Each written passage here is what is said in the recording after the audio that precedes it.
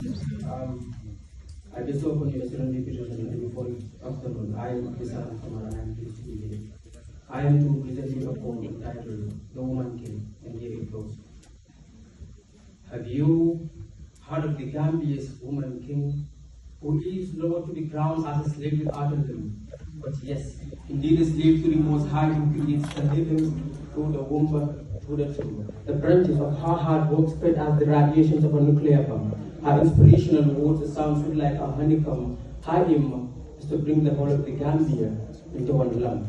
This woman, I call the Iron Lady, always, she is obsessed with serving humanity to the best of her abilities.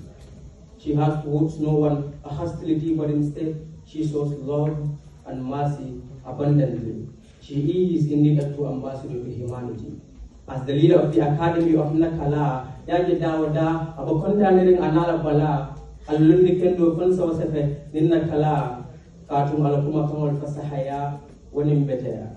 Wato, Fonsa Bulila Simpanya, Noma, Kakarang, Nina Wala, Kabala Chikani Mala, Mamin Nomala, for Imperial Yentala. The woman who puts her religion over the luxurious world. Many have been able to have kindness without what has been told, for her heart is more precious than diamond and gold. She follows her deed as instructed by Allah the Lord. Her kind is hard to be found around the four corners of the globe, because she is perfectly created by Allah, who knows everything folded and unfolded.